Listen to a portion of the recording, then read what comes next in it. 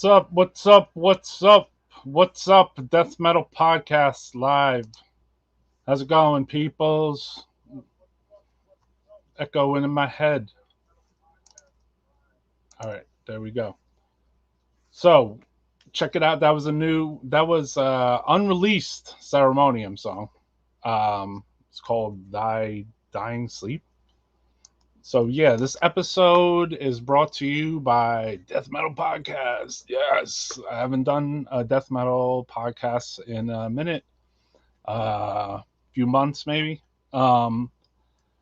Tonight's subject is going to be what got you into death metal. So, a lot of people could probably answer that. So this is the question of the evening. What got you into death metal? Different people could say different things. I was looking through some of my stuff. What's up, everybody? I was looking through some of my old photos and old fanzines and different things that influenced me to be into death metal. So the question of the night is, what got you into death metal? It could have been something from 3 years ago, or it could have been something from when you were a little kid, when you first saw something on MTV, or it could have been something in your dad's record collection. Could have been an incident where you were somewhere that you didn't think you were supposed to be, and then you saw some kind of music and you're like, whoa, what's this? So yeah, that's the question tonight on my episode, Death Metal Podcast, no episode number or whatever. What got you into death metal? So we're going to play a few songs and some other Bologna. Shout out to anyone who checks out or subscribes to the channel. I guess invite your friends if you want to hear some weird death metal nostalgia. We're probably going to talk about some old flyers, old shows, demos, fanzines, things that were the catalyst that got you into metal. I'm personally more into underground death metal. Not that I wasn't into bands that had full-length CDs on Road Racer, Road Runner, Nuclear Blast, Century Media and stuff. But I'm more into underground death metal, even today. But the question on the night is, what got you into death metal? That's what I want to know in the chat or in the comments afterwards.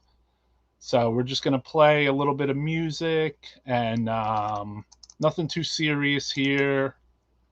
And then just check out some stuff and enjoy, man. So here's something from 1987, pretty weird.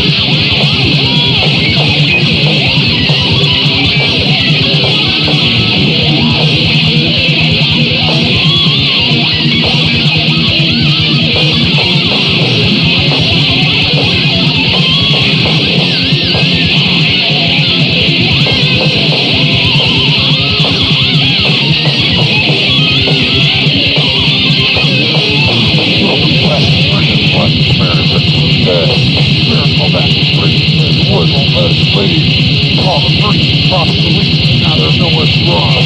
Every monkey makes a soul, the ritual has begun.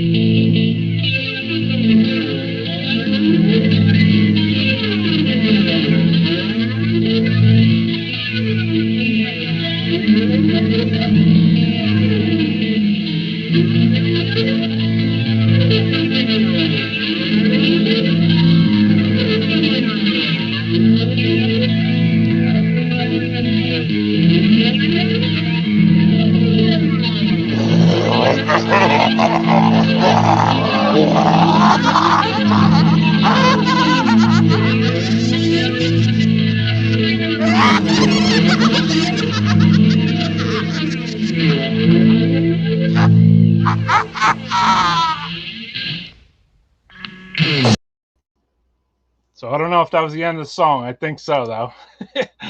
That was Matricide from Florida. You recognize those Morbid Angel-y type riffage and solos?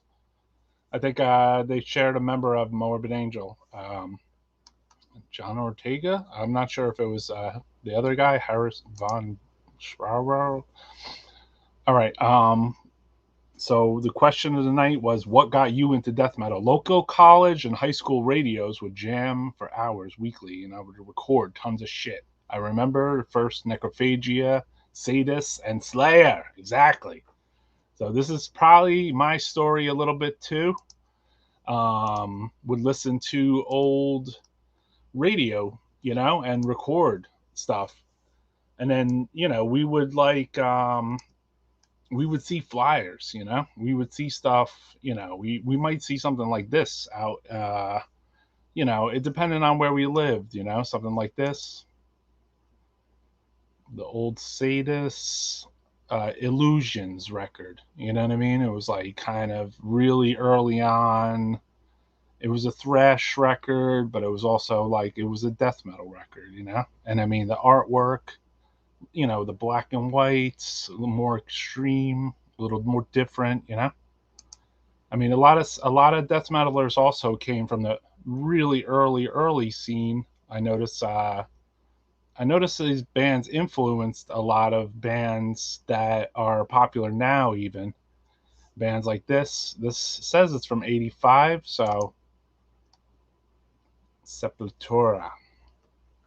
And obviously, 85, these guys were with inverted drumsticks and blood coming out of their mouth with spikes, so like, this was a big thing for a lot of people, you know what I mean? Like, it was a gateway drug, metal. It's strange that it was that Brazil was like a hot spot, because you have this too. This is from 87, not too far after. Obviously there was things going on in the United States, and this is Holocausto, the band from Brazil. I think they're also on Cogumelo Records. Definitely pretty Sodom looking, right? Like, this looks like some Sodom shit, right? They got Sodom like haircuts and war themes, so yeah. So let's check out something else. I didn't just bring old stuff to the party, I brought some new stuff too. But the question is, what got you into death metal? Check this out, though.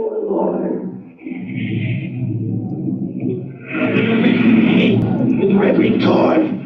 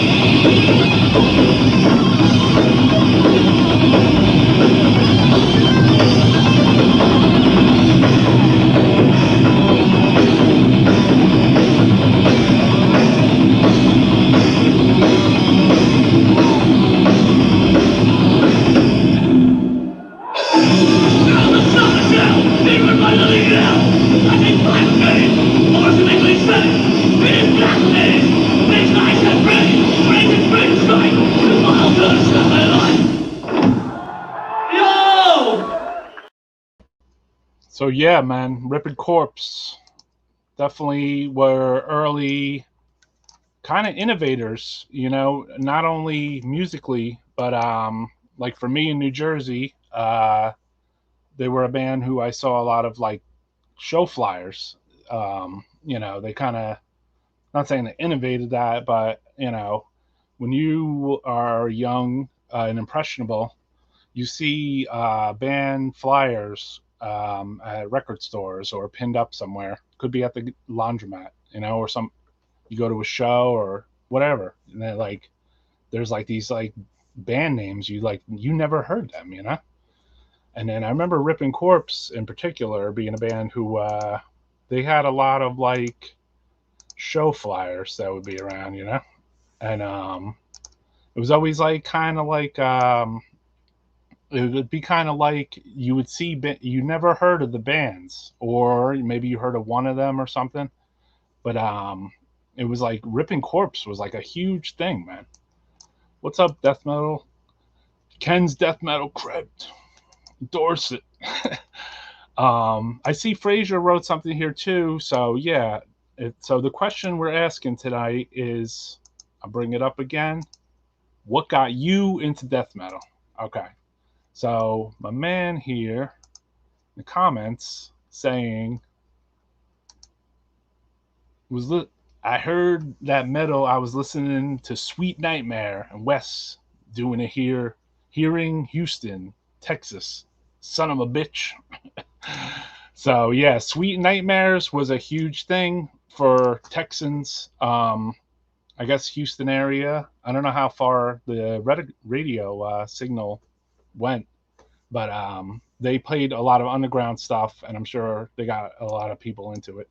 I also, like it's like Carpenter Corpse said, I got into death metal a lot from early like radio shows.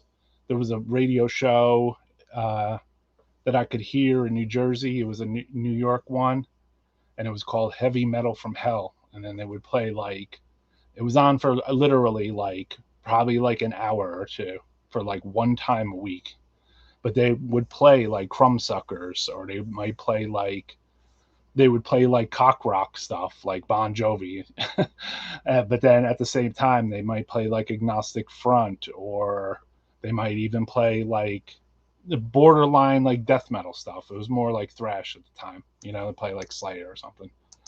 But yeah, and amongst, like I was saying, go back to Ripping Corpse. I mean, there was kind of like a scene for, their flyers were all over the place. At the same time, you were kind of seeing things like this, which you didn't. We're gonna regress back too, but you would go to these metal magazines and you would like just read these like short like sectors on just like metal, because like our underground death metal stuff, because it wasn't that much out there. So it was like little articles like this. Like this is, I believe, from Metal Forces, No Justice, underground metal news from the Atlantic, from across the Atlantic. So I don't know if this was Boris Karjan or whatever article, but I mean, sometimes literally you would be so into music that you might buy this magazine for like this 2 paragraphs in the thing, and then see stuff like this, and then suddenly it becomes like a gateway for you to like certain bands. There was this thing too, which was a really huge one on me for the underground. Excuse me. Was Pen Bangers. And as you could see, I had my way with this Pen Bangers pretty hard, because I crossed out all the stuff like I wasn't interested in, and then there was a few things I was interested in.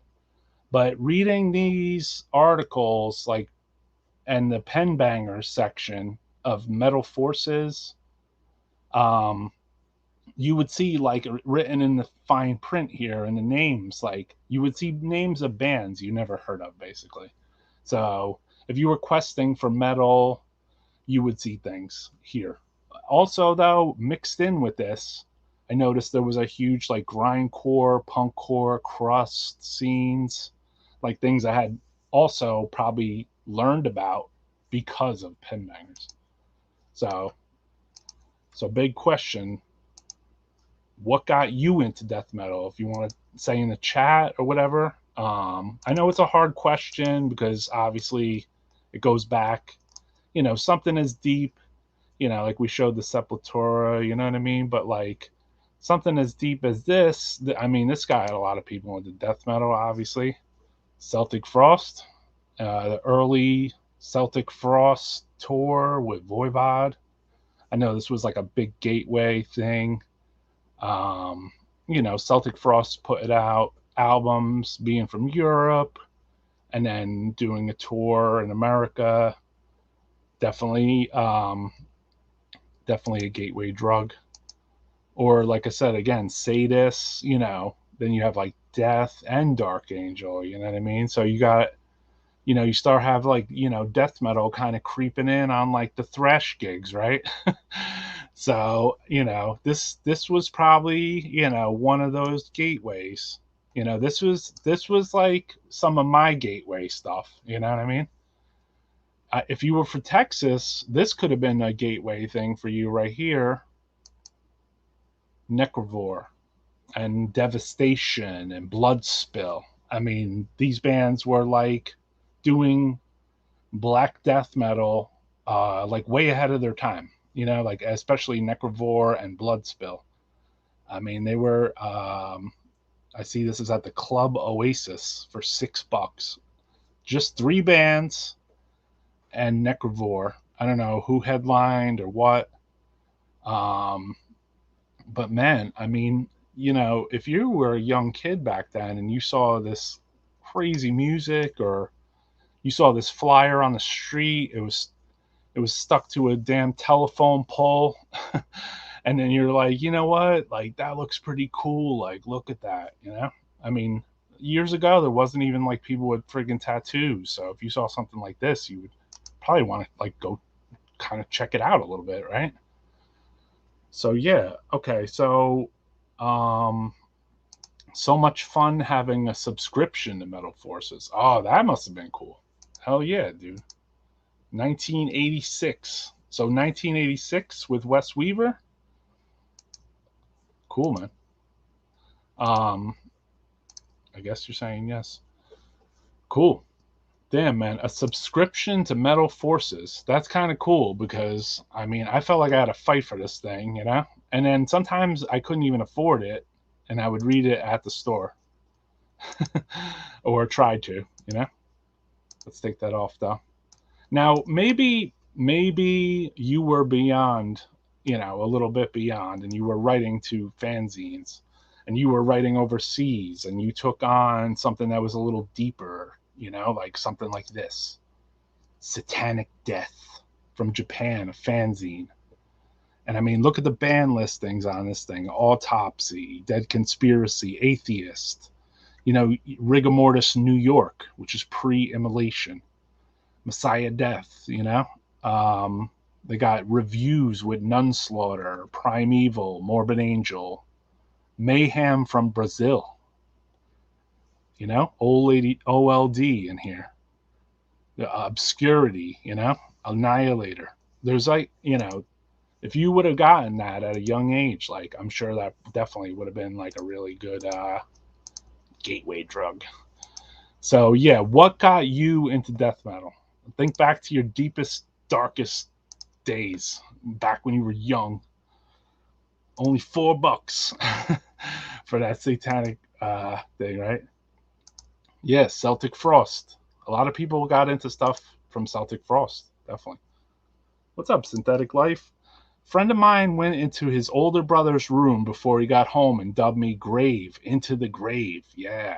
And that was after that point. Get anything you get your hands on. Very fucking cool, bro. That's super good story, man. Like those gateway things. I have to say, this had like, besides that Ripping Corpse thing, this kind of had like a impact on me.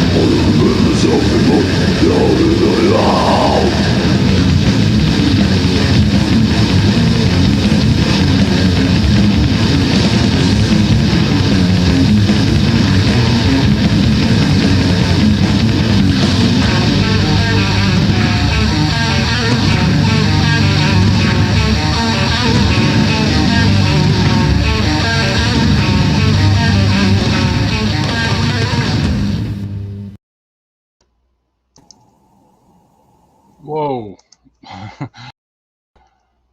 right, hold on. There we go. So yeah, only down-tuned death metal is real. That's right. That was a big game changer for me, Crematory. Like, but before that too, there was other stuff. So if we go back down the Ripping Corpse chamber, there was like old shows, and there would be like these are a little out of sequence, but so here's an example. Maybe that Ripping Corpse, like you had Ripping Corpse, Immolation, Revenant, and Morbid Angel. Morbid Angel did a lot of touring through my area. So back in the day, playing shows at Streets. As you can see, that's Gorek Productions, 1988.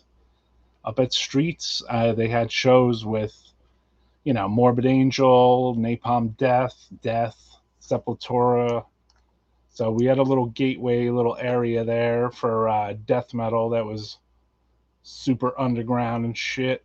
There was a few pretty sick shows.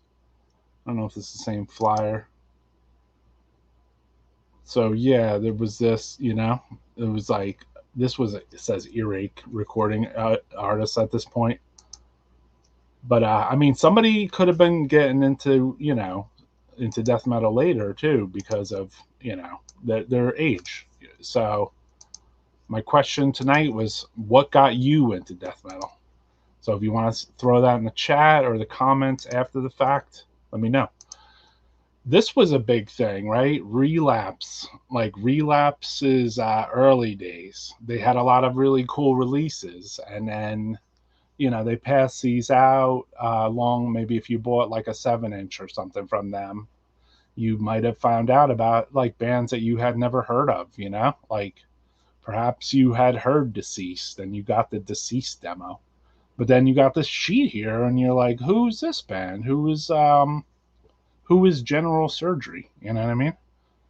Who is Incantation? Who knows what you knew back then? Who is Gorephobia? Who's Rotragore?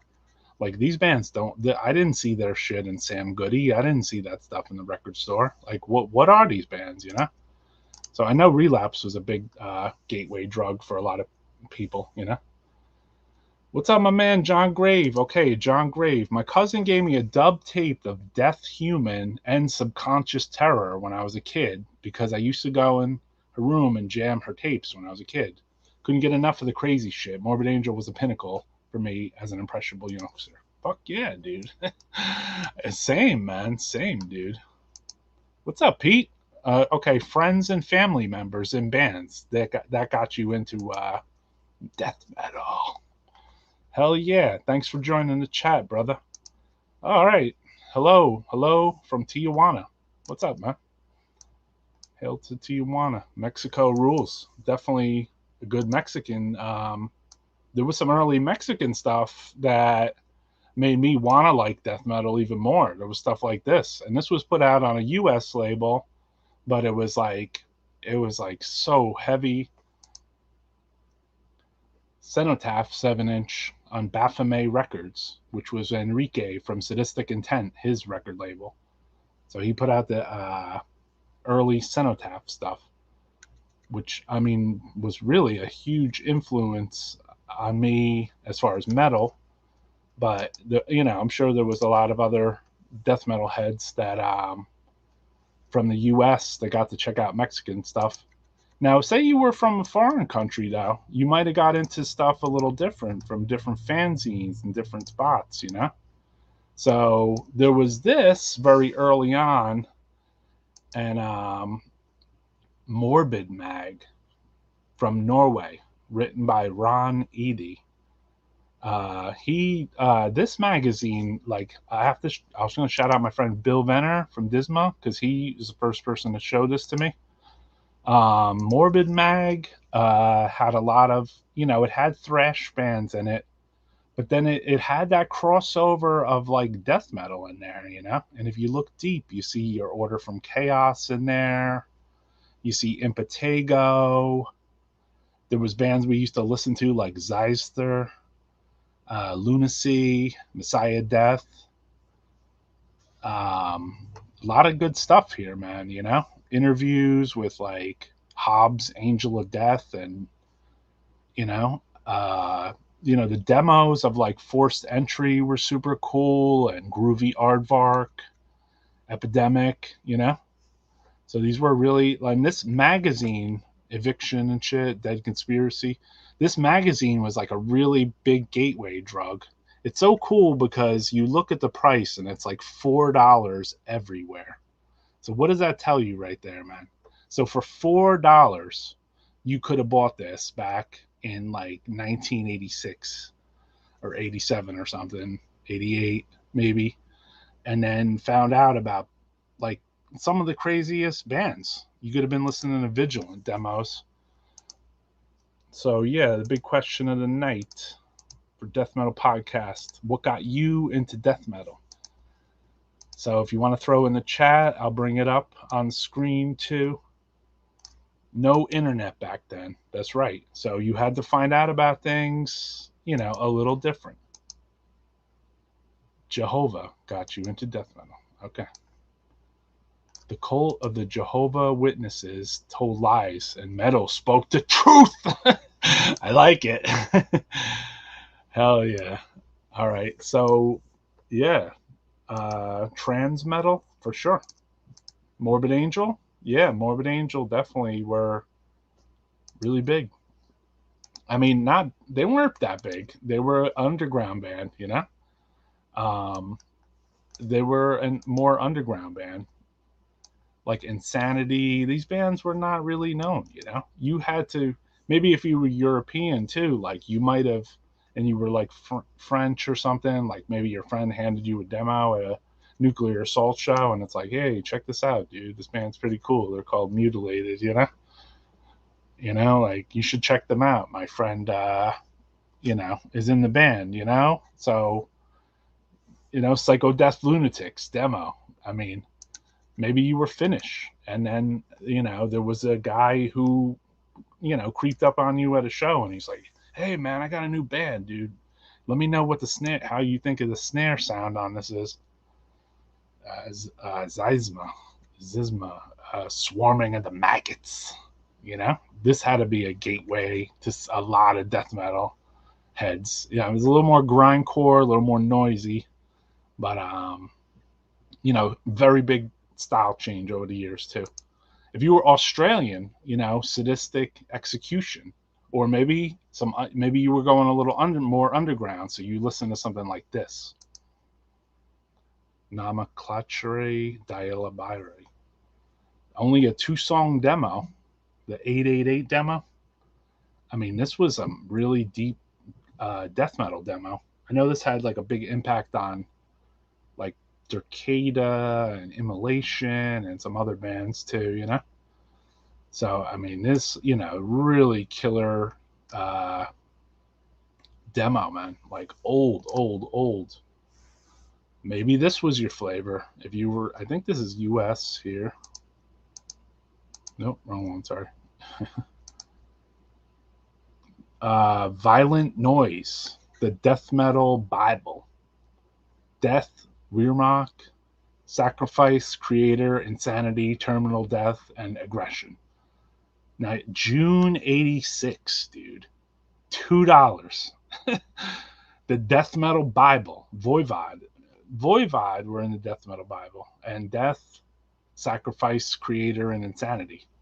I mean, I think these bands, they were the death metal back then. You know what I mean? There was, this was the old stuff. This was the good old stuff. So let's go back. Okay, so we see Cataclysm, Ambassadors of Death. Very cool, man. Let's see what else we got in the comment section here. Let's see here. Saw Cult of Thorns in Arizona and Reverend Pionton, and a big damn band. I'm not taking any questions, Jeff Rage. Cool. Okay. Also, a big deal when I was in high school was a local college radio again, where you stay up all hours of the night to record the metal shows. Fuck yeah, dude. Hell yeah. Corrosion of Conformity and the first Nine Inch Nails. Okay, I'll give you that. Napalm Death, yeah, for me in a big way, definitely. Especially that Napalm Death. The first time I heard it, I thought it was kind of a joke, actually. But that shit grew on me, man, really fast, dude. There was a lot of cool fanzines. I remember, like Bill Steer wrote a fanzine back before or during being in Carcass or Napalm, which I don't have a copy of this, but it's kind of like a known classic. Phoenix Militia. It says Phoenix Militia, which is kind of cool too. So yeah, Phoenix Militia zine. I think they had like Carnage in there, and maybe he even put his own band, Carcass, in there. Maybe this was an early thing you saw when you were getting into death metal. A Celtic Frost merchandise sheet, right? You saw that logo, the heptagrams. You were sending the money is based in I guess in francs or Swedish francs, because obviously, or Switzerland, sorry, because Celtic Frost was from Switzerland, So maybe as a young buck European, this was sliding out of one of your thrash metal records, and you're like, wow, who is that? Who's that band? You know what I mean? Or maybe it was sliding out of the Celtic Frost record, the first one you got, And you were like, damn, I need that, I'm going to buy a band biography or a band photo. I see, it looks like there was Morbid Tales shirts. Yeah, Morbid Tales and 2 Megatherion shirts. And a logo shirt up top. So different things, different strokes for different folks, obviously. Different people got into death metal different ways, Like I was into it pretty damn early, So what's up, my man? How's it going? Obituary was a huge one for me, too. Obituary, Death, Morbid Angel. Those were really big ones for me to get into death metal. And Frazier threw out one good one. He said, which is true, 7 churches, obviously, but at the time, it was just like the song death metal, right? It wasn't so much like this is the album's gonna get me into death metal, like you were listening to like a thrash metal record in a way, but it was, it was doing something next level that you were like, what is this, All right, so let's check it out. Let's check out something. I love this band. So actually, no, we're gonna play this because this is some early stuff that might have got you into death metal.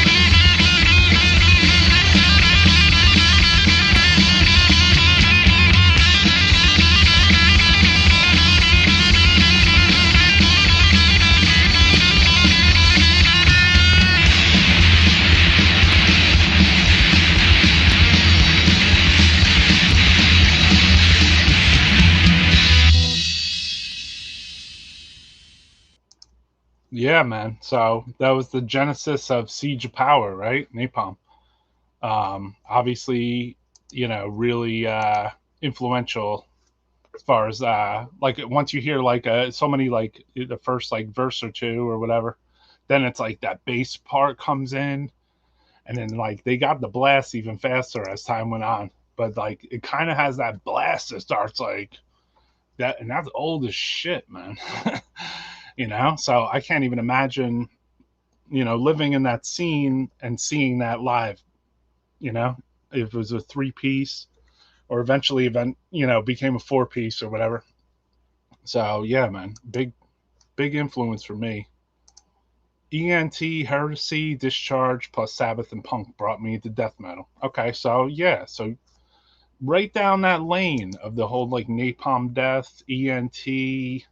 That was definitely like like a it was a nice dividing line too, beyond thrash. You know what I mean? Because thrash brought there was a lot of people that came from thrash metal and started listening to death metal. You know what I think is the coolest? When someone tells me they didn't listen to thrash and they're younger and they started listening to death metal first. I think that's fucking cool as fuck. Just to hit this, you would make a great college professor if they only teach metal classes on metal. I think that's why I'm doing this channel, because I'm the college professor of death metal, or try to be. I'm not trying to be anything, actually. I just want to go on here, spread information, listen to death metal, communicate with like-minded freaks. And I don't claim to be, know everything or whatever. I'm just here to spread the message, and I enjoy the music. So basically, why not, right? Cam Lee, huge early fucking death metal pioneer, right? With Massacre. So fucking A, dude. All right. I remember blasting Napalm and my pops walking in the house and says, "What the fuck? That's not fucking music." I had a very similar situation, dude. And hell yeah. So a lot of people saying so, I seen Obituary here, and then also someone said Obituary and Napalm, for sure, man. For sure. Death pulled the plug. All right, thanks, man. I'm glad you like what we're doing. What's up, Mine Flay 3R? Band. I'm listening to a band called Sudden Darkness, German thrash. Thrash was cool, but got watered down quick, in my opinion. This is true, man. I mean, at that time, once you stepped into like a little bit deeper zone, right? Like, and you heard death metal, like thrash wasn't as like effective, right? It was like kind of the changeovers were like too drastic, So check this out. Här är dismember.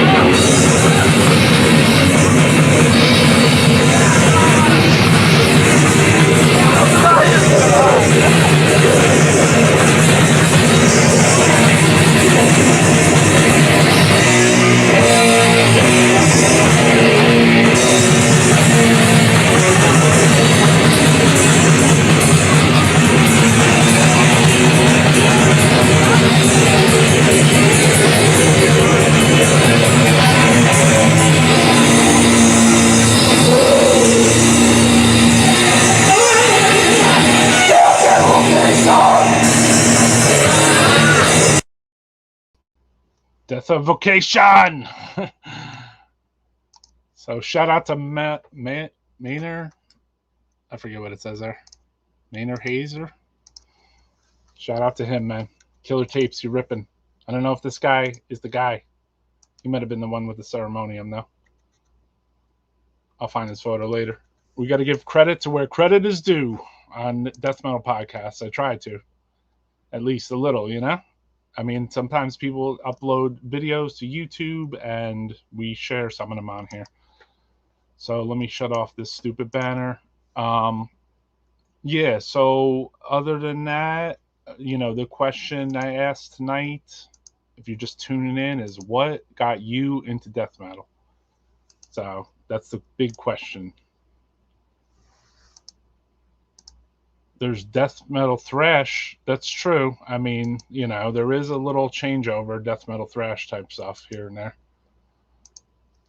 But beyond that, I remember a couple of things that like got me more into underground death metal stuff, which was like the Ed Farsley Book of Armageddon, which was like a thrash metal zine, but he started touching on like death and some of the death metal bands.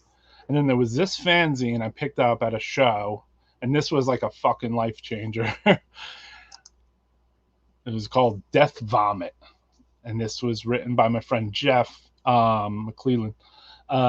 This was like the total fucking Bible of fucking death metal shit, because everything in there was like some of the best bands. I had seen things I had never seen before.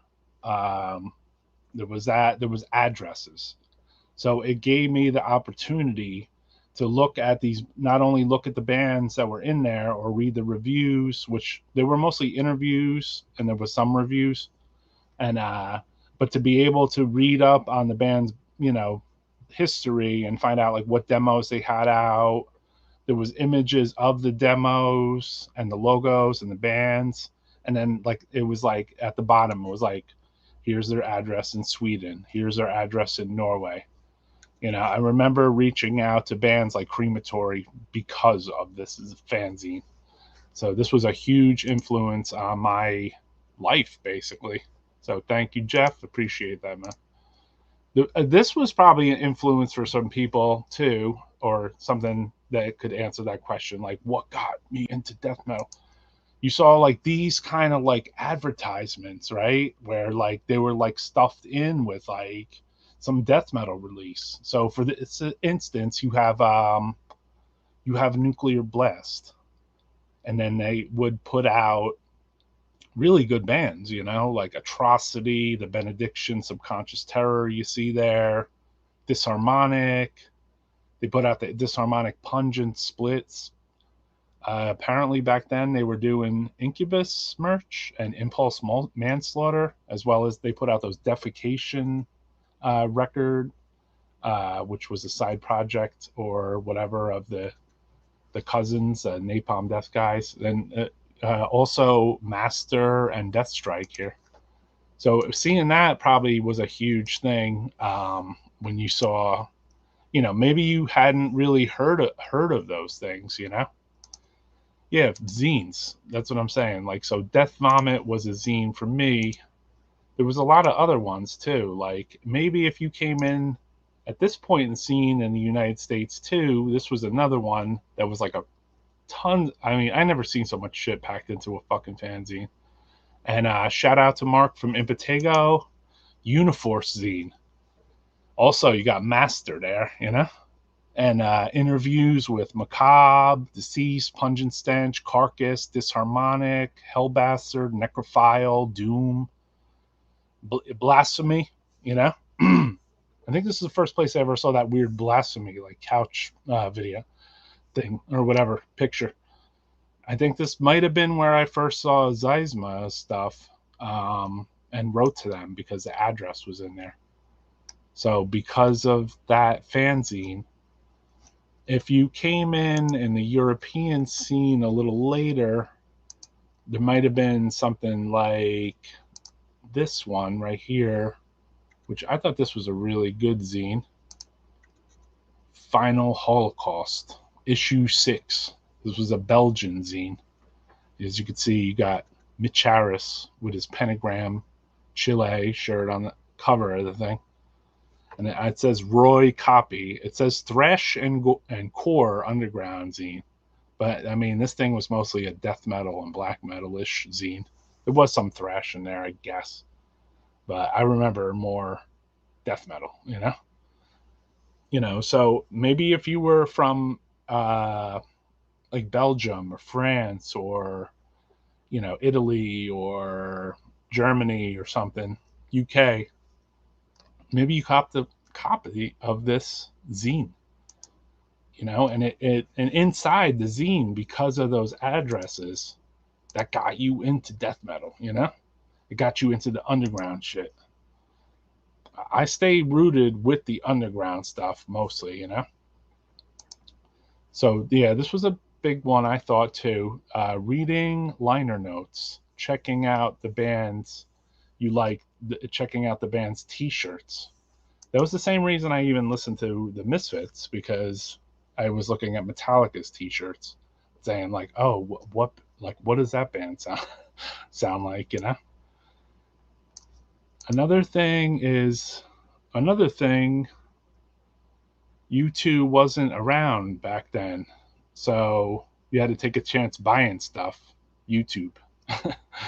Yeah, there was no YouTube, so you had to take a chance just on the cover.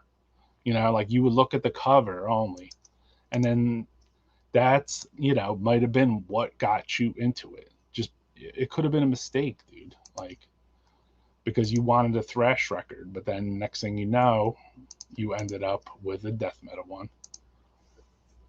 I'm old and I live in New York City, and I see Zine Shop here in East Village. Oh, that's sick, man. I haven't been over to the East Village in a minute, so I'm old too, bro. I never seen a zine shop there, though. I would definitely love that. I remember buying a mag called Metal Maniacs in the 90s. Yes, that was a huge one too, man. And then the thrash, they had a lot of thrash stuff, and then death metal stuff, like some certain death metal stuff. On one time I bought a vinyl and I thought it was Anthrax, but it wasn't Anthrax. It was a song called Anthrax, and it was rap, not a song called rap. A song called Anthrax, but you still got it. Maybe you can have the rap artist sign it for you if you're lucky, brother. So let's check out something a little different. Like there was this. This was like kind of like something that influenced me to like death metal, but it wasn't death metal at all. And not this particular demo, but this was, I guess, the earliest incarnation. All right, so are you ready? Will you be? Will you fight World War III? That early Carnivore, fuck, dude, right? That wasn't death metal, obviously. And if that was the sound in '84 they were getting, damn, man. But the musically, like the what do you call it? The fidelity and the sound of the bass and all that shit, fucking super brutal, dude. It was like so fucking heavy. So I want to show this. What's up, Scott Carroll? Kick-Ass Monthly was a zine that got me to everything. Sledgehammer Press, too. Very cool, man. I heard a lot about Kick-Ass Monthly. I don't know too much about it, but hell yeah. I'm an old guy here. 46. Old days are magical. Like, I'd look in the band shirts of Metallica or Obituary and find the coolest shirts and ride my bike to the record store to try. Exactly, dude. To try to find those tapes of those bands. Exactly. I get that, man. That's sad that fanzine store is long closed. That would be cool, bro. Probably because it was turned into a goddamn library in there. Gore noise. Only. This is about death metal today, though. the question of the night is, what got you into death metal? So yeah, man. I mean, there was other stuff. I remember there was a show, a very influential show for me. I happened to get a ride from some of my death metal friends, and then there was this gig in Buffalo. It was called the Day of Death. It was run by this dude. It was run by a couple dudes, but there was this guy Brian Pattison who was really like a big influencer of death metal, and he's passed on now. Rest in peace, Brian. Um, the Day of Death, man. Like, you had a mixture of your suffocation, repulsion, agoraphobia, immolation, mortician, all the shuns. And then also the earlier shows of like Cannibal Corpse and Baphomet and stuff. So it was like a junction of like, an autopsy as the headliner. So yeah, it's a photo of my friend. I don't know if that's my friend's shirt for sure, Jeff Wolf. I know that's a very rare shirt, actually, super rare. So you ain't gonna get your hands on that. All right, here we go. Here's a good one. I was already kind of wishing for the heavy part of Bohemian Rhapsody to be the whole song. Exactly, dude. My friend in middle school showed me death metal, and here I am now. All right, that's good. And I think I was feeling kind of some of the same feelings, man. It was those certain songs, so it was like kind of like, this is the heavy part, So yeah, man, I'm totally feeling that. I'm totally feeling that. I mean, sometimes when we have even death metal, you might have listened to for a point, but you might have got into noise, dude. You might have got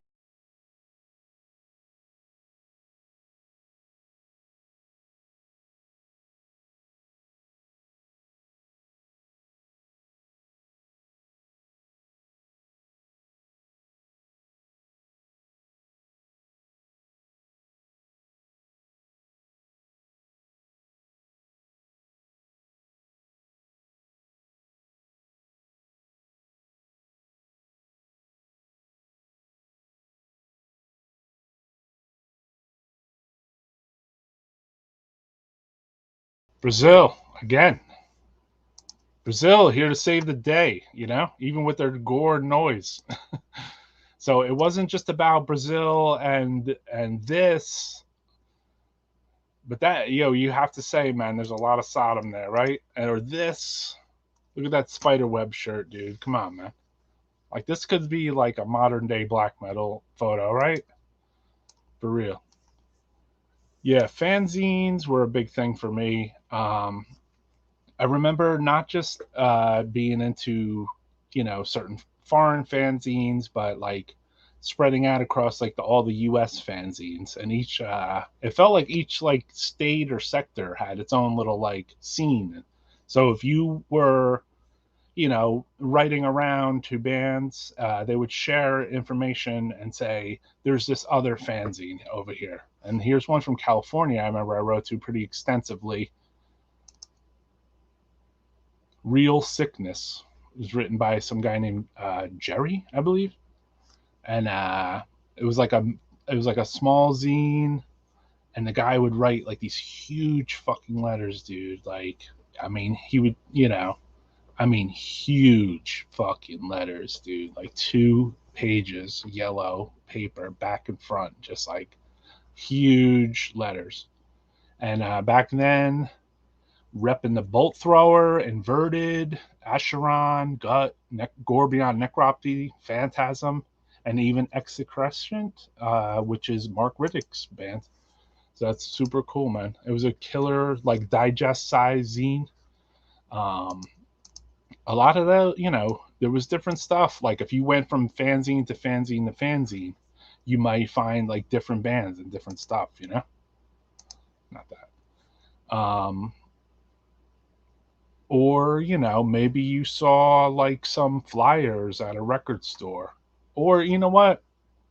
There was a time when in the underground, we spread around like mailing list kind of things where like people like share their addresses on there. I guess I didn't upload that. Let me see. Is this it?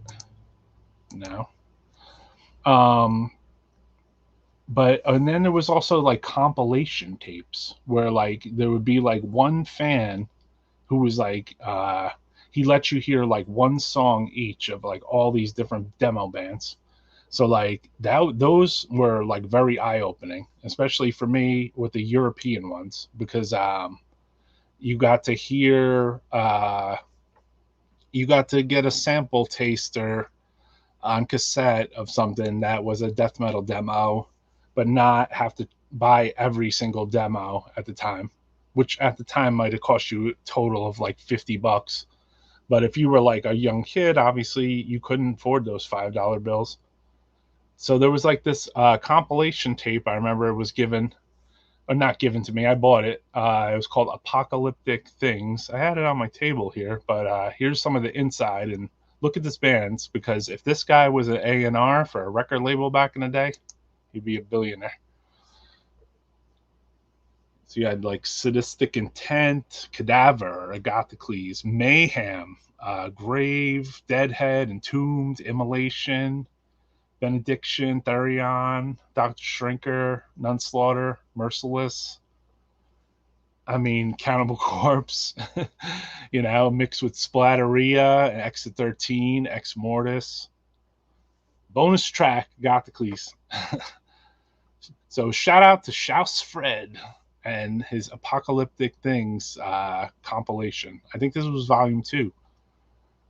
He looked like you could definitely see the time period like 89, 89, 90, 90, 89, 89. Zeisma Entangled in Shreds advanced for the mini LP track. So super old, dude. Yeah, man. Fuck yeah, brother. I'm going to bring the heat. We had quite a few early death metal bands that paved the way for me, too. So, yeah, I mean, a lot of shows, I'm sure, paved the way for certain people because, you might have saw a flyer or you might have seen like I can't even imagine like going this far back to see a flyer like this, somewhere like of a gig which is like, April 5th, Mayhem, New York City. I mean, this was like a hardcore thing, but like direct from Florida, Death, formerly Mantis, with Mental Abuse, New York City Mayhem, and Seizure from Connecticut. 4 bands from 4 states will be this outrageous event that will take place at the Showplace in Dover, New Jersey. So thrash, bang, stage dive, or stay home and die. $5. I mean, this is a phenomenal flyer, right? 4 ass-kicking, wild fucking bands on stage all in one night. Unbelievable, dude. Death, and yeah, that's incredible shit. So let's see what we got here. This probably was a show that maybe Scott Carroll was like influenced by, Macabre, Funeral Nation, Neurotoxin, and I see Shades of Grey. But actually, no, they had this show down in Indiana, it looks like. I think that's where Shades of Grey were from, if I'm not mistaken. So, yeah. But Macabre being a big thing for Illinois, I remember seeing some Macabre Gloom records and in a bin in New York City and being kind of nervous about like trying to take a chance on them, Devastation, Master, Death Strike, Terminal Death, Syndrome, Funeral Bitch. Hell yeah. So yeah, let's take one more look at that fucking flyer too. So yeah, Macabre, man, was a huge fucking thing, dude. Even that Shades of Grey band, I wrote to them. I'm not sure about that Neurotoxin band now. I never heard of that one. But yeah, fuck yeah, dude. Seeing old death metal CDs in the used section of some record stores got me into the underground. All right, for real, dude. That's awesome, bro. So yeah, man, you definitely answered the question of the night, which is, what got you into death metal? There's different people said either they rode their bike, I did too, or they snuck into their sister's room or their aunt, or got past something, or a lot of good stories on here. Underground radio, I think, was definitely a gateway for a lot of people. Yeah, I could see where CDs in the used section would definitely show you some underground stuff. That's what helped show me some underground stuff, because I was like being cheap basically. And instead of trying to leave with just like one cassette, I always wanted to leave with like two cassettes. So it was like me looking behind the counter to say like which cassettes are like the demos, And then I don't know, it became like an unhealthy obsession for me, for the best. So yeah, and there was this too for me, which was, I mean, obviously I was into it for a little while because I obviously had to know about this. But this show for some reason was some kind of catalyst, I feel, for me. It was a small show at Streets, but it was Napalm Death, Immolation, and Revenant. This was supposedly supposed to be like the first time Napalm Death was playing in America. Only later in life, I found out that they had played at CBGB's the night before. But they billed this as the first Napalm Death show in America. So, which was not super duper far from New Jersey where I lived. So, me and my friends rolled up to this crazy show. And it wasn't so much that Napalm Death was like the mind blower here. It was like the Revenant and the Immolation too was a mind blower. Like there was just a good feel in the crowd. You could stage dive at that club. It was a good scene, dude. It was just it was like such a healthy metal scene. And then showing up was a little odd because it wasn't the Napalm you expected. It had Barney instead of Lee Dorian. But the show itself was definitely some epic, never forget shit. Possessed, what's up, Oni64? Possessed, Morbid Angel, Cannibal Corpse, and Amon Amarth. Cool, man. For real, dude. So yeah, the question of the night is, what got you into death metal? So some stuff like shows like this flyer that I have up, like these really helped me a lot. Because, this scene of metal was cool too. I remember going to this show, and I remember being outside of the show, and then there was bands selling demo tapes. There was a band selling demo tapes. It was Ex Mortis from Maryland, and I went over to their car or whatever I was doing, and I bought the Immortality's End demo, and I think I bought the other demo too. And then they handed me some like flyers for some zine they were doing. It was called Tangled in Gore or something. I don't think it ever came out, but so it was like kind of like so cool to like connect, in the parking lot in this underground scene at this underground show, and not just leave with the Immolation demo, which was new at the time, the second demo, to leave with the fucking Ex Mortis demos too, which worked out weird because later in life, Necroharmonic released Ex Mortis demos. So Napalm Death also played in New York with Injustice, rapper Necro and Ill Bill's band. Yeah, there was a show I went to where Obituary played, and Injustice was the opener. So I remember actually going to that show. I remember seeing Injustice like play, get off stage. They were younger kids at the time, and they weren't like death metalers, kind of. like they were, but they were just like they were from that area too.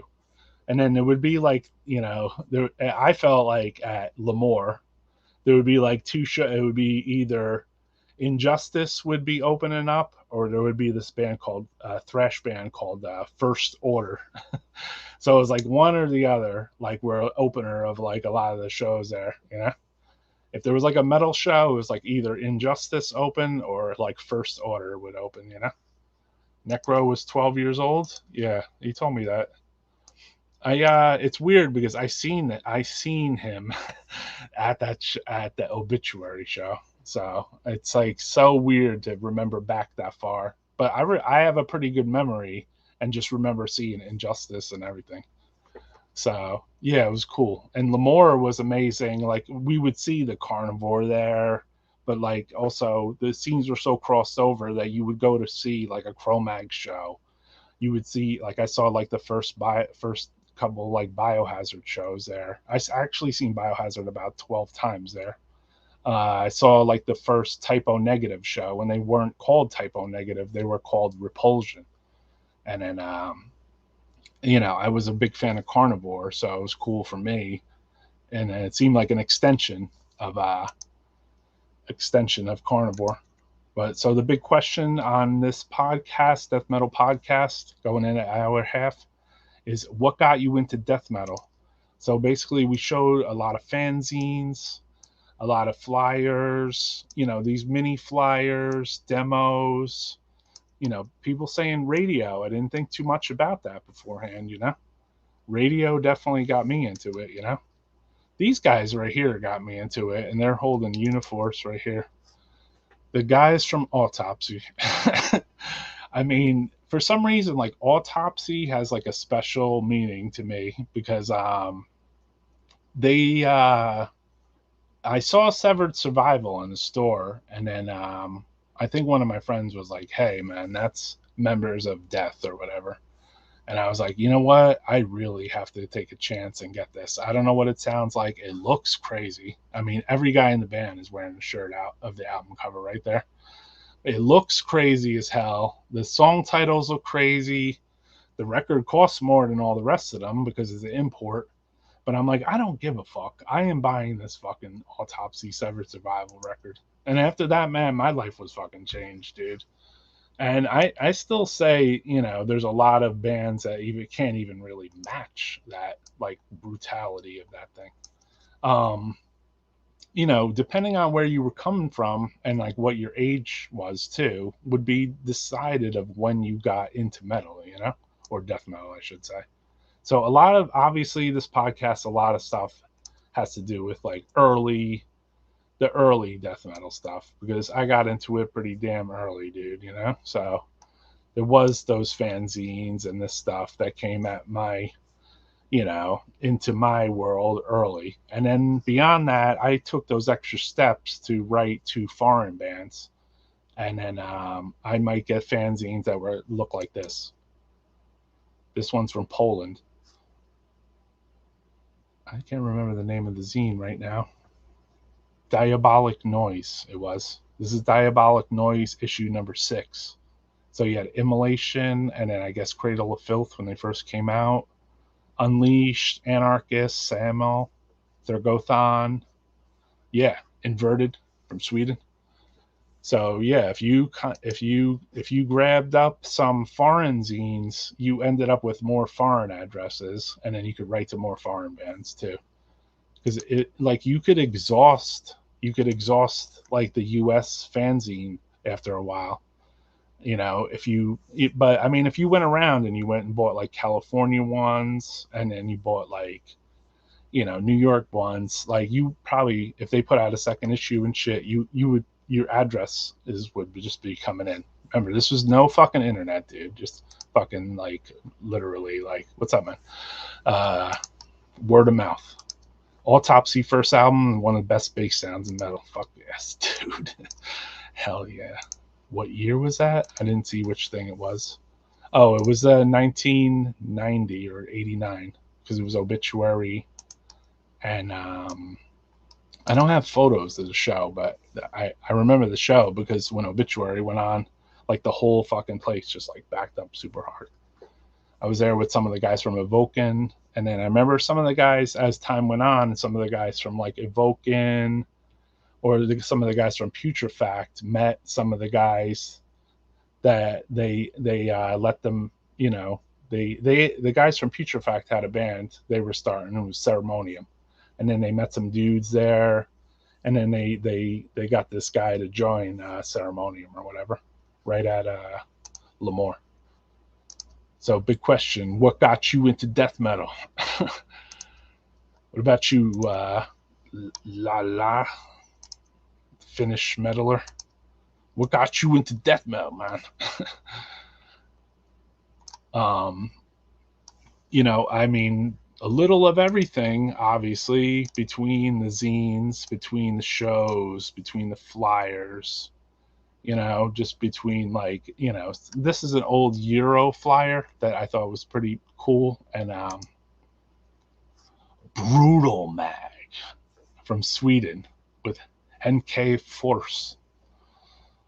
Henke? And Peter Lundqvist. So, I mean, look at those two dudes made this fucking zine, dude. So that tells you right now that you have something that's just fucking so brutal.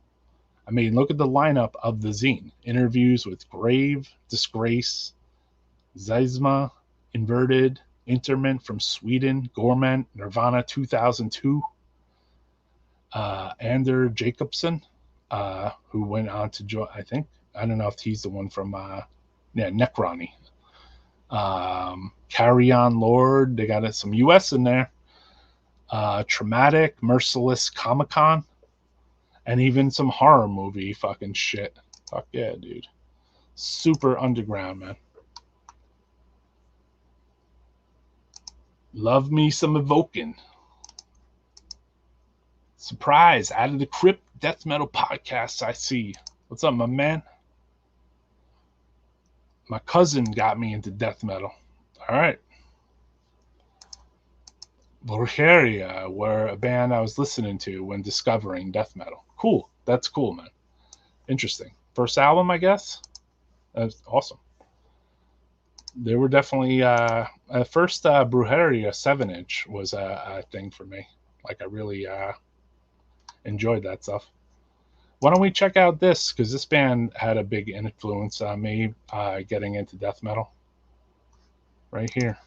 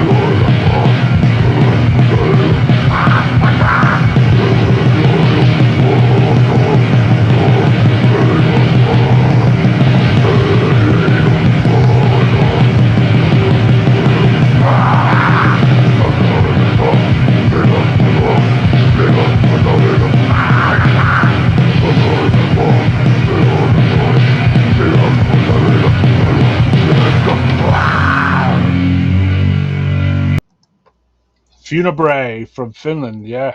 Did you hear that second, like, almost slow fucking end part there? Ugh. I mean, that's so fucking death metal. I don't even know, bro. 1989. Those are hard fucking, super fucking brutal riffs. So, yeah, question of this podcast tonight and the subject matter is what got you into death metal? So let's hear it, church burner. What got you into death metal, man? Like, we want to hear from the chat here. Anyone down with some DVC, Darth Vader's Church? They got that one record, you know? I don't know what happened. You know, I didn't ever heard the Darth Vader's Church demo. If anyone, like, is, I would be curious to hear that. So, yeah, man. What got you into death metal is the big question tonight. I'm trying to, you know, I think most of the people in the chat kind of answered that, you know? Like, I don't, it seems like a lot of you motherfuckers are old as fuck, too, though. There was a few people that, you know, maybe a little younger. But what about you, Mike Triljo? You still in here? What got you into death metal, Holmes? I know you're a thrasher. You know, the question, you know, I'm trying to figure here is, okay. So my man, Derek Malone from Churchburn, says he got into death because death, scream, bloody gore. Heard it in 1987 was a pretty easy answer. I was 12. Fuck yeah, dude. That is, I mean, that's a pretty fucking intense record for 12, dude, you know? I mean, I think I would, you know, I don't even know if I would know what to make of that, dude, you know? Like, I remember some of the earlier death metal stuff, like, it was, like, almost a little hard to process in a way, you know? It was just so fucking brutal, you know? I mean, not stuff like Sadus, you know, that seemed like a little more thrash, but then death metal was, like, a little more, like, you know, little harder to process at the time, you know? So if you want to answer in the chat, too, our big question tonight on this is what got you into death metal? Which a lot of people threw answers. They said they either listened to the radio when growing up, at radio programs, college radio, fanzines, their cousins, you know, sisters, brothers, you know. I heard that and the first Murphy's Law record and Indestructible Noise Command all on the same day. Well, that's a good cross section. You had got to hear Scream Bloody Gore, the Murphy's Law first album, which is phenomenal, and fucking INC. Very cool.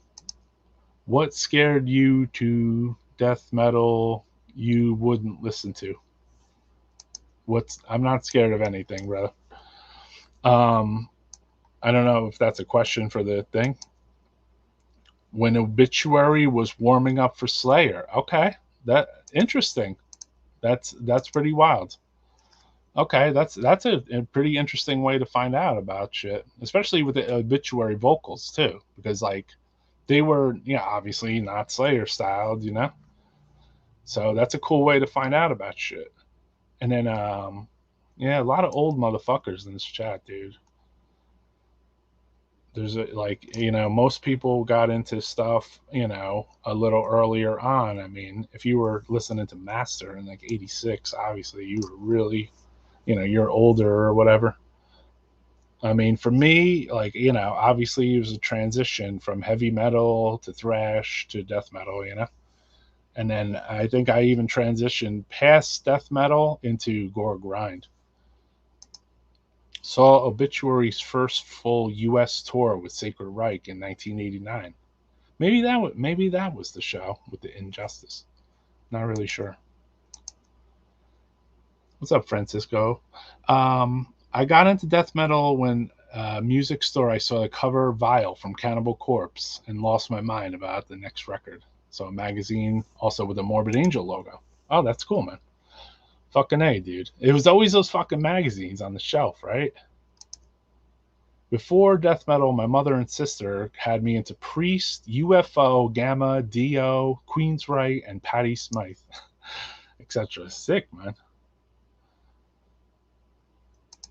You're mostly into black metal? Yeah, I understand. Then I also, yeah, like there was that crossroad too for death metalers who started listening to death metal, and then they, a lot of them seemed like they listened to black metal. Actually, they stopped listening to death metal because Euronymous, and like he made it seem like death metal was like uncool or something.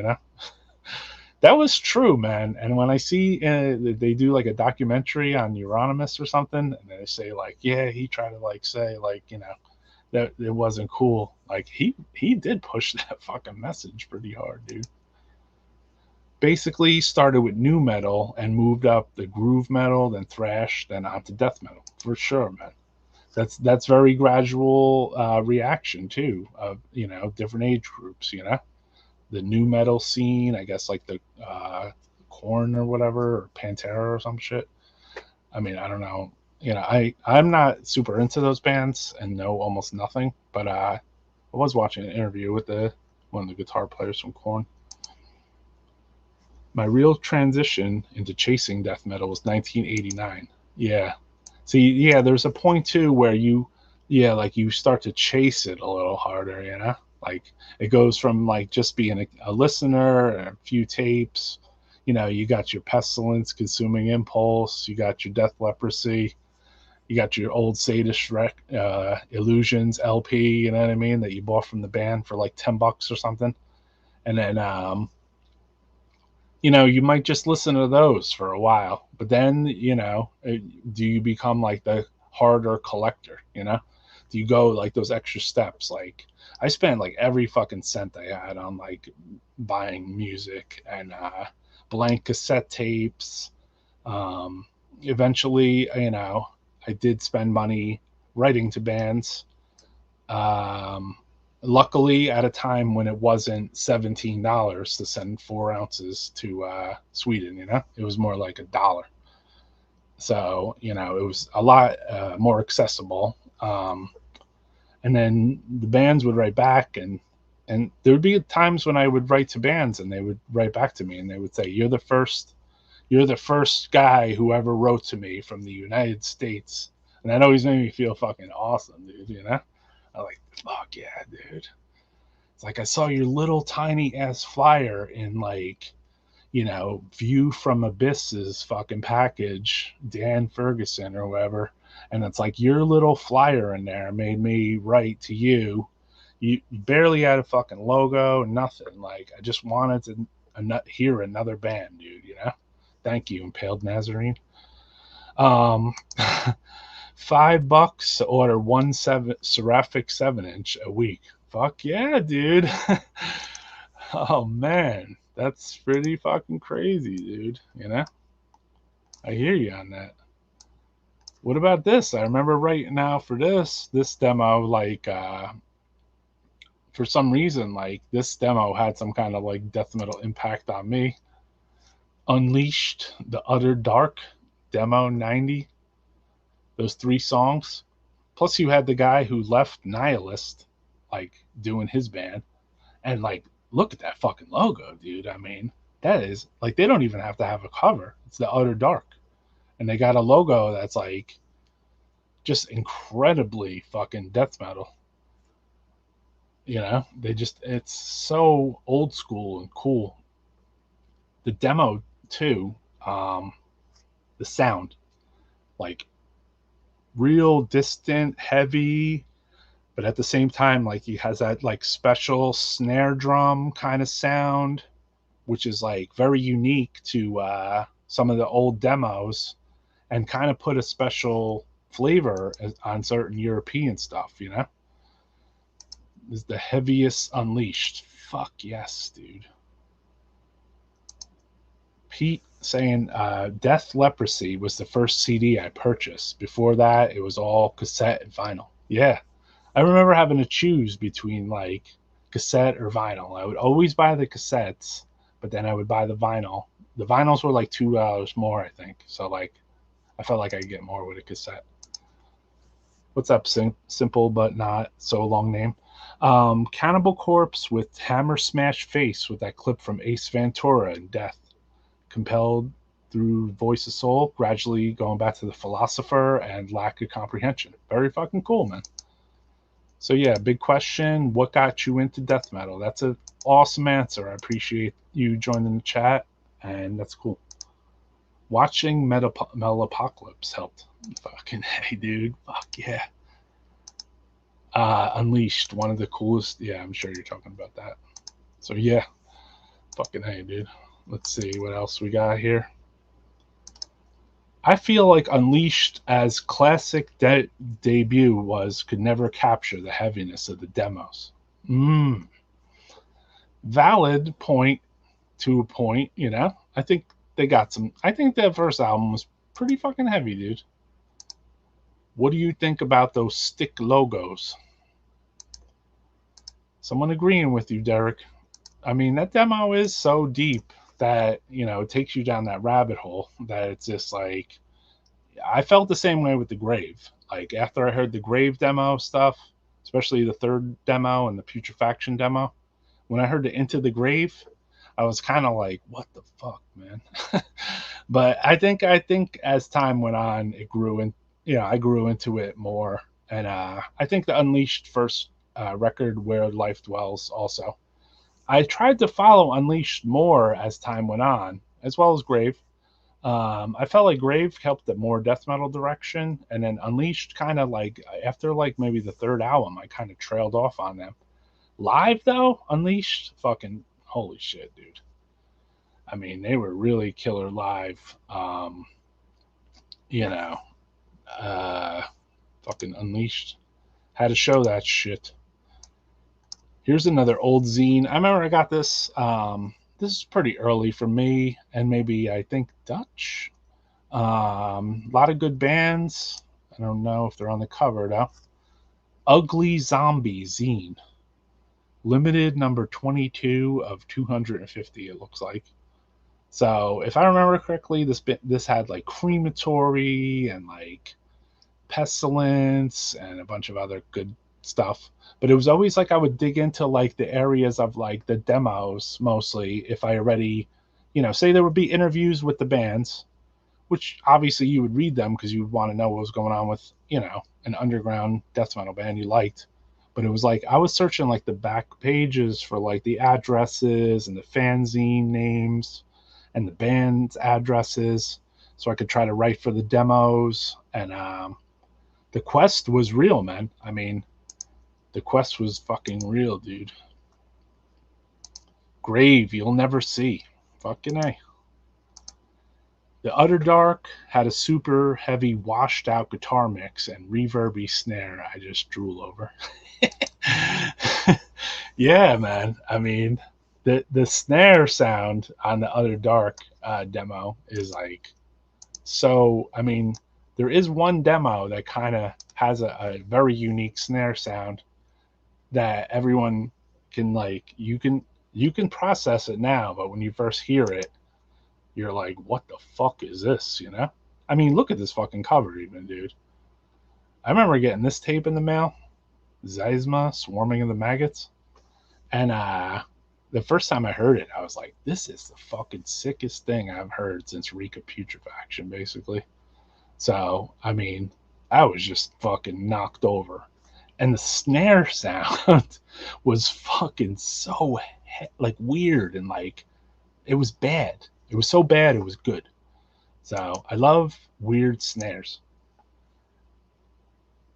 Let's see here. Morbid Angel Altars of Madness was the real deal for me. Greetings from Germany. Hails to Germany, brother.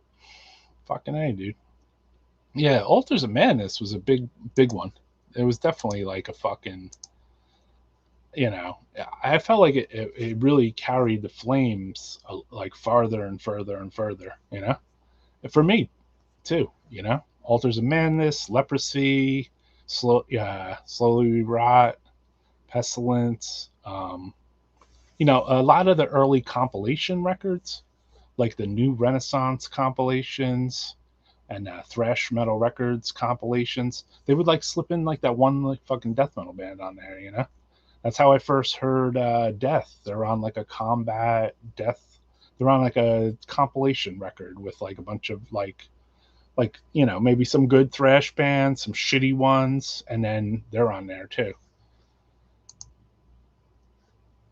Nothing from Demigod tops the demo intro. And I mean nothing. All right. For black metal, Immortal, Shellfowl music video got me into other Norwegian black metals, then Bathory Venom. Oh, cool. Yeah, I was more obviously a disciple of the Bathory Venom earlier, but I wouldn't say I think I got into death metal before I got into. I wouldn't say I got into death metal before I got into Bathory Venom, but it was like they were like very tail end of the thrash, the more popular thrash, let's say. So it was like your Slayer, Possessed, Dark Angel, Death Angel, Exodus. Exodus was Bonded by Blood. And then it was kind of like, okay, Venom, like it's like it felt like they didn't really have good distribution. So a lot of stuff that you got into depended on the distribution. So even Metallica and the whole Misfits shirts, and you thought like, oh yeah, fucking, I want to hear that band. But then it was like, good luck getting that fucking Misfits shit, man. But then Caroline or somebody stepped up to the plate and put out Misfits stuff, The first three, Sepultura, fucking A, dude. Yeah, and Morbid Visions, fucking incredible. Schizophrenia. Obituaries, Cause of Death is the greatest death metal album ever made. Fight me. Awesome comment, man. Thank you. That's a good one. I mean, I saw, L'Amour. People fucking went bananas, dude, when they played. So, yeah. So, I remember also, too, like, I wanted to give a shout out to this guy because I did, like, the tape trading, and he did, like, a compilation tape, dude. He was living in Canada, but his name is Arturo. I don't know if he did a Hellbound zine. Oh, no, this is Altaro Alvarez. Yeah. So, I mean, look at that shit, dude. That was like, he was this is Arturo from Shub-Niggurath, my bad. Rest in peace, Arturo. Sorry. This guy, this was like his, like, he passed out like a thing to say like, hey, does anybody want a tape trade with me? You know what I mean? And I remember seeing this list and being like, oh my God, dude, this is fucking phenomenal. Like he was saying like, hey, you want to trade buttons and beers and videos with American bands and corpse entrails and butchered remains? Your band's music he'll trade. And this guy literally helped me get into underground more because his fascination and dedication to death metal and underground demos and trading. Because a lot of these bands are the bands that I would listen to, like Putrefact and Profanatica, Incantation, Mortician, So rest in peace, Arturo. I skipped your question. Let's see, Frazee. Black metal bands change style. Black metal bands like Behemoth change style to death metal? I guess. I don't know. I haven't heard that much.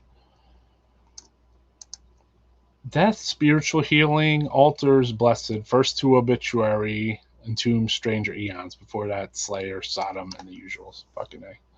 Yeah. Yeah, those definitely the So anyone else that's just joined the chat want to fucking chime in here? This is all for one fucking gig. Let's play a song while I take a whiz. Check this band out. This is newer, but you definitely want to check this out.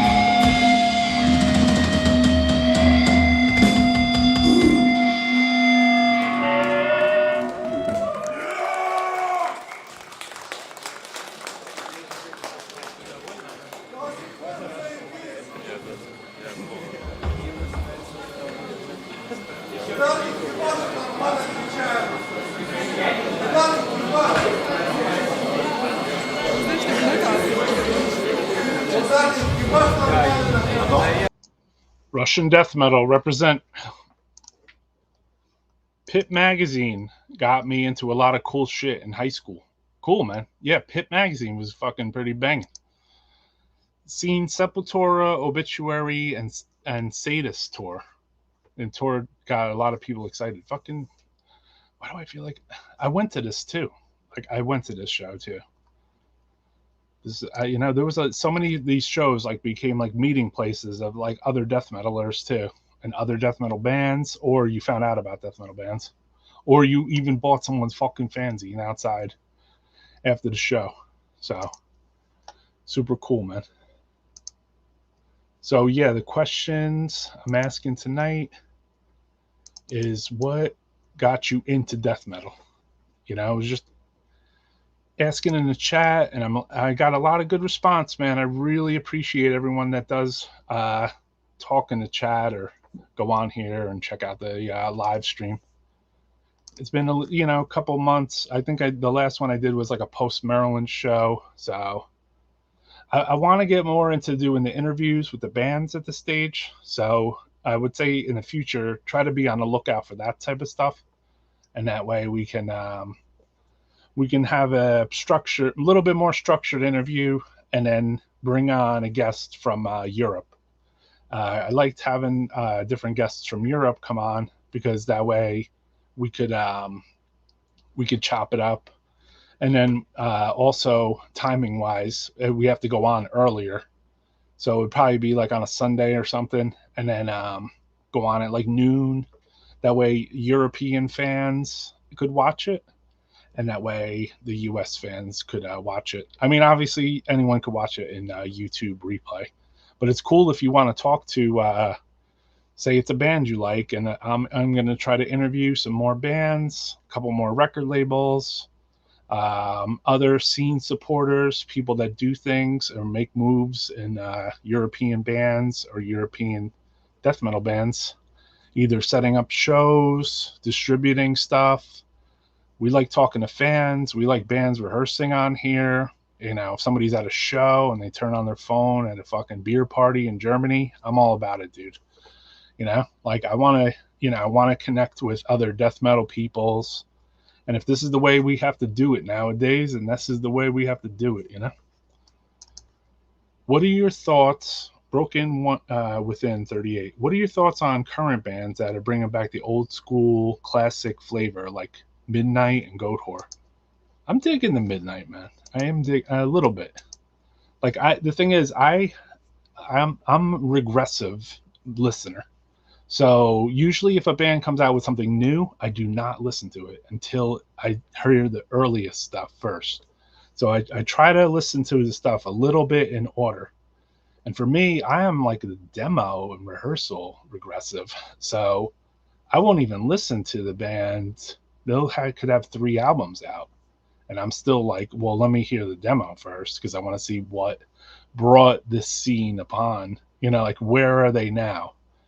Is this still listenable to me? Should I, And sometimes even the demo can be kind of fucking weak, dude, And sometimes it could be killer. And then by the time the band puts out a few records, I didn't know that Goatwhore was considered like a more regressive band. I felt like Midnight kind of is.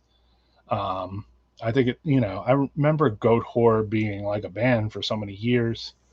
I don't know too much about them, just to be honest. I met one of the members or something, but I don't really know too much about Goatwhore. Some of the big bands that are really lit in the Rhode Island scene, first Paradise Lost and Severed Survival, Left Hand Path, Therion of Darkness, Symphony of Sickness. Fuck yeah, dude. All right, here's a good one. Have you heard the new Worm album yet? No, I have not. I like Midnight, and I have a friend who's in that band. Very cool, man. What about you, cheese guy? Is Carl one of my Carls? Who could you answer the question of the night? What got you into death metal? So yeah, man, I appreciate everyone that did throw comments and things in here. I want to, it's cool to for us to have an interactive fucking chat here. Let's look through the cubby hole over here, see if I didn't bring anything here. Old show. I guess this was like a fucking Canadian show. Soothsayer, Regurgitation, Cremains. So I mean, this was a really fucking early ass fucking grind, kind of death metal thrash. Sorry about that. Death metal thrash. I mean, I didn't even know Regurgitation really played fucking shows, dude. Much less with Soothsayer in fucking Canada. So I saw this. I was like, fucking Cremains? Fuck, dude. Fucking super old school, brutal. All right, Eradicate. What's up, man? Skinless, Cannibal Corpse, Cattle Decapitation, Dying Fetus, Behemoth, to answer your question. Cool, man. Awesome, dude. Thank you, man. I like Goatwhore and went to the Midnight concert. It was, but it was ass. But maybe that's just me. I'm a bit jealous. You guys got to see these killer bills. Yeah. I mean, yeah. I mean, with age, yeah. I mean, but the thing is, you're seeing killer bills now that I'm not seeing. So just remember that. Because, there's things that you're seeing or you saw for the first time now, which are important. And they'll be important to you, especially if you stay into the same music. Even if you don't, I mean, you're not going to forget when you went to see Cannibal Corpse and you were standing like fucking 25 feet away, All right, yeah, another one. College Radio back in 1990 through 92 is what got me into death metal. For sure, man. Thank you for answering. I appreciate that, cheese guy. That also with radio was a thing for me. I don't know if it was college radio, but it was like a later college radio we had in New Jersey. We had something called WSOU, Seton Hall College Radio, and they had a Monday metal show or whatever. And I remember being a little fucking kid too and calling in there, and the DJ was Missy Colazzo. I remember distinctly because, she would play like, death metal and thrash songs, and like you could call and they would actually play. Like I was like, hey, can you play Voivod? And then like they would say my name on the radio. I was like fucking ecstatic, dude. I was like, I can't believe they just said my fucking name and they said they played the Voivod song. So that was so cool, There was a lot of these stories with with college radio. Also in New York, New Jersey, we could pick up WNYU on like a in between station, and then they over the years they seemed like they got more into like playing like grindcore and like doom stuff, which was cool. I gotta I enjoyed a little of everything with that too. Got to see Rotting Christ, there you go, and Borknagar at your 18th birthday and hung out. Yeah, exactly, dude. Exactly. Heard Death, Asphyx, and Deicide in 1990 and 91. Yes, that's right. WSOU Monday Night Mayhem. I went up on that thing with Iris when she was the DJ, and I brought Rick Hard from Regurgitate, and then I brought Glenn too, who later joined General Surgery, and he's doing his band Deformity now. Yeah, that was cool, man. WSOU, South Orange. I wish we still had cool radio stations. Here in Texas, it's awful, but the good ones, the FM 106 that plays old school 80s rock, but it has a bad signal. Yeah. Infamy, Blood Shall Flow was an important album for me and my friends in the late 90s. Very cool, man. Maybe you're from California? That was a California Infamy, right? I saw Cannibal Corpse with Chris Barnes in 1993. Yeah, that's early times. I also saw Cannibal Corpse with Chris Barnes in 1990 and 91. Once was at the Day of Death, and then I think in 91 was at the China Club or the Cat Club or something in New York City. It's good shit. Shout out to Demigod and Mortuary Drape. That's what I'm saying. Shout out to Sadistic Intent. Hell yeah. I mean, that Sadistic Intent was a well-placed record, right? Like Wild Rags put that out, right? So that was like put out at a kind of a decent ass fucking influency death metal time, you know? I think you know, it's cool that there was like so much enjoyable. Resurrection, yeah. We had a Resurrection from New Jersey too. Shout out to Agonize and Dissect. For sure. Okay. Obituary. What's up, Brian? Obituary first in 99. And my friend showed me Brutal Truth, and I found out Decapitated on my own with the first damn release. I was blown away by these bands when I found them. Fuck yes, dude. Protector Golem from 1988 was important for me. Yeah, that was a curiosity to me, man. I would see that logo, and I thought that was like a death metal logo back in the day. Not sure if this counts, but Cannibal Corpse and Napalm Death got me into crust punk friend who really liked death metal. Cool. It's all good. Metal Maniacs, yeah, was really killer for me too.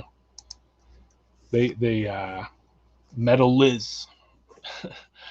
I was talking about Metal Maniacs the other day to a friend because he was friends with the person who was the editor at the end. And I was like, damn, I wish they still had a good Metal Maniacs. I mean, I guess they have Decibel, you know, but it would be cool that if Metal Maniacs was still around too. Because the whole fucking name, Metal Maniacs and shit.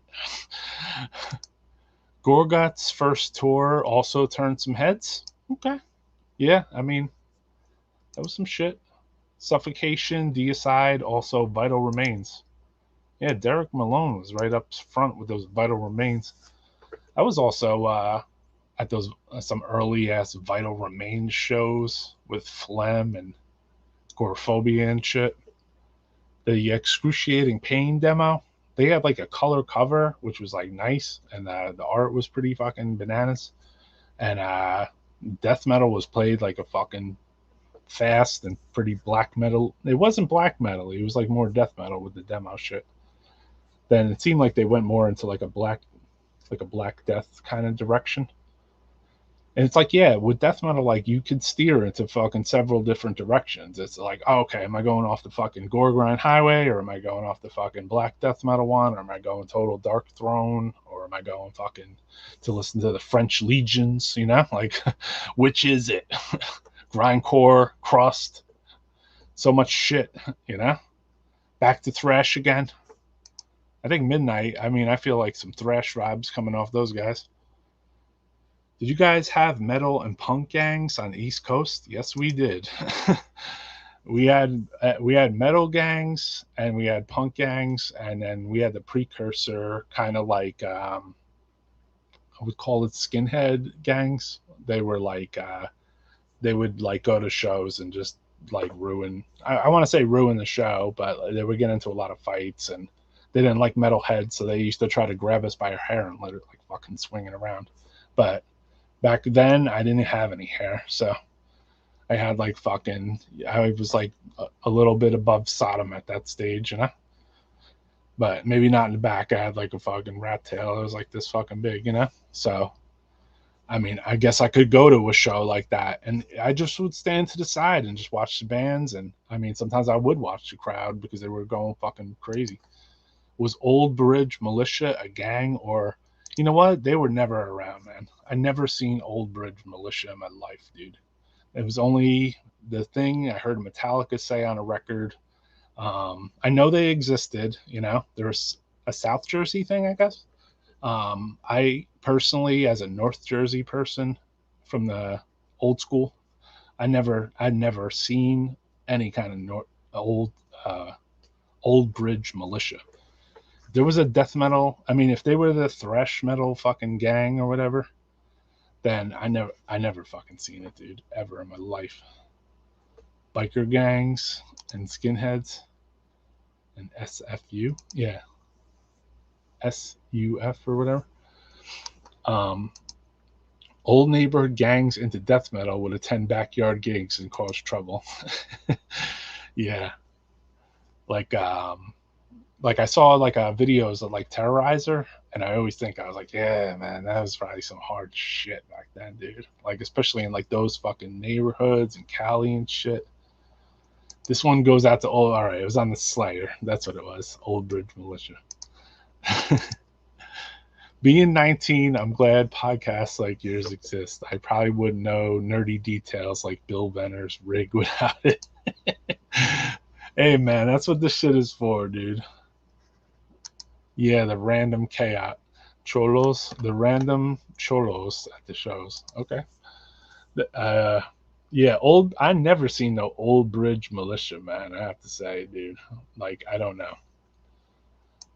Like that wasn't like if there was a gang, like the only gang I knew was like the gang that I hung out with, you know, like or actually no, like the early precursor of NYDM. It was like Spring Valley Death Crew. That looked like a fucking gang to me, a metalhead gang, because it was a fucking ton of metalheads, and then you had like your Matt Harshner's, Matt Sitcher, Jeff Wolf, like all these fucking freaks. It was like a metalhead fucking gang, you know? It was cool when like the New Jersey, like Kearney metalhead gang met like the Spring Valley metalhead gang.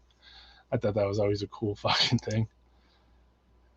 The Godflesh gig were cholos in the parking lot. Some dude got sliced up. Must have been Rizal in 90 or 91. Damn, man. Fucking A, dude. Yeah. Yeah, in what we had was Lemoore in Brooklyn. So it was like a high crime neighborhood. So I think my friend Bill explained it best. Like going to a show was like the Warriors. That's what it felt like. Because we would take trains and like we'd have to go through fucking weird neighborhoods. And then we go to the show. The show would be fucking like kind of, you know, like when you're like 16 years old, dude, you almost snuck in. You're like kind of just like observing from the side, like the fucking mayhem, you know? So the NYDM logo was on the Mortician shirt beforehand, I think, too. But yeah, like there would be like these shows that like, you know, say like Warzone and like Carnivore and like, I guess Biohazard maybe, or like, like Judge, Gorilla Biscuits, some shows like I would go to, and dude, you know, if there was like anyone there with long hair, they usually got fucking hurt, dude. You know, or it was like, okay, you got long hair, so like stand to the side, motherfucker. Like we own this place. First time I ever seen a spin kick or any of that like hardcore like karate dancing was in New York City. I don't know where that originated, but the first time I ever saw it was definitely there. Early Biohazard demo, exactly. That was the peak time too of seeing. That was kind of like the tail end. I don't want to say the tail end of the hardcore for me, but a little bit. You know, it was like the Biohazard demo was like really killer, and then after that, like, I mean, I'm sure there was a couple other hardcore records that people talk about and they like Madball and stuff. But I after the Biohazard demo thing, I was done with hardcore. Because that, you know, because the whole Carnivore and Biohazard and even Warzone a little bit, where they had that lower fucking tone, dude.